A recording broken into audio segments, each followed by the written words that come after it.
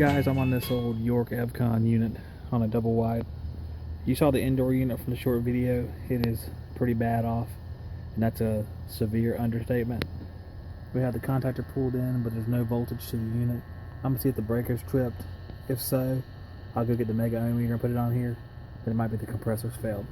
Guys, we have 50 pounds of pressure on the system, and with it being about 25 degrees outside, that's actually pretty close to being right on the money. The breaker was turned off, it wasn't tripped. So I might flip it on here and see if we got a little bit of action on here. With that dirty indoor coil, we should have a elevated pressure with the quickness. So we shall see it.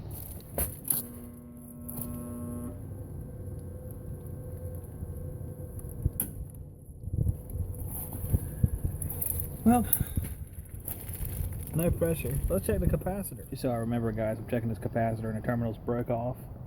So they had red going to fan, yellow going to Herm, brown going to common. Just for my own information. Guys, I'm looking at the fan motor here and decided I'd give it a little spin. Hold on, let me give it a spin. There we are.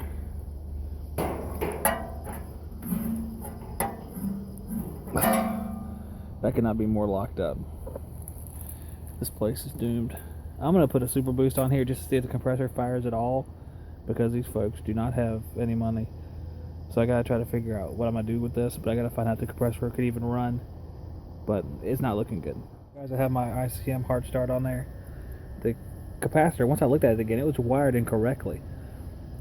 The wire that's supposed to be jumping off to the contactor was on the fan start terminal, and the fan start wire was on the jumper. So, not good. That fan's toasted. The contactor's fried. If y'all can see it, it's black. So we're gonna start that up and see if the compressor will start. Probably blow up. This is where we get our ruptured terminals from, gentlemen.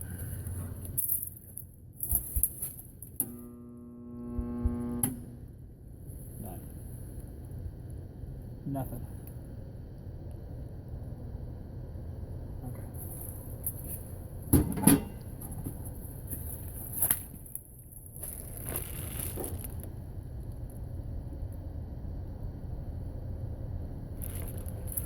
Could be some burned off wires at the compressor. Well, guys, it was worse than I thought.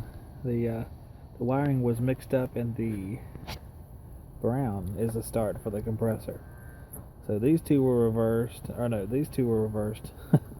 Well, it's basically like completely reversed. So I'm gonna start it up now, see if the compressor starts. I know the fan's gonna be no good because of, you know, it's a little locked up. Maybe that's what happens when you give them 40 microfarads. Moment of truth.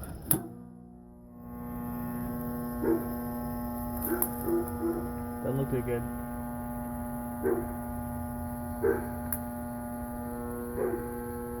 It's sort of running, but nothing's happening. Good grief.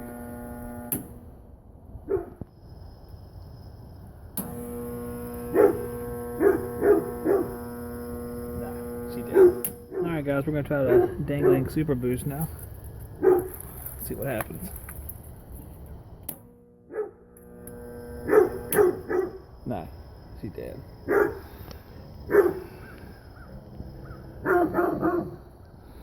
She's a dead dog.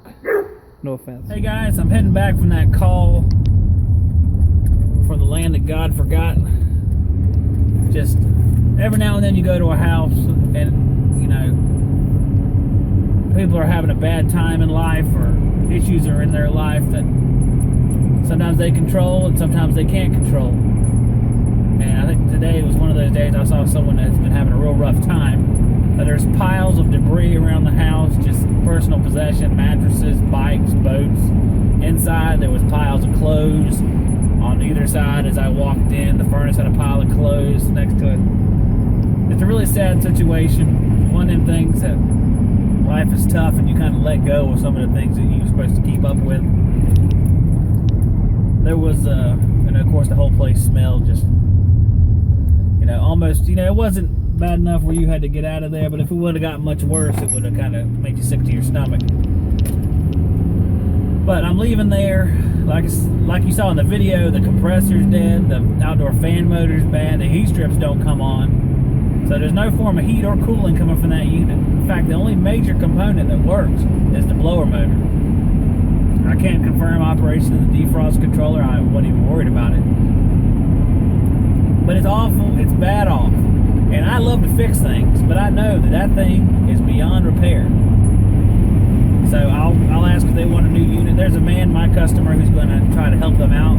So he'll have to help them quite a bit, because that is going to be a tall order for a Vortex coil, electric furnace, and outdoor heat pump.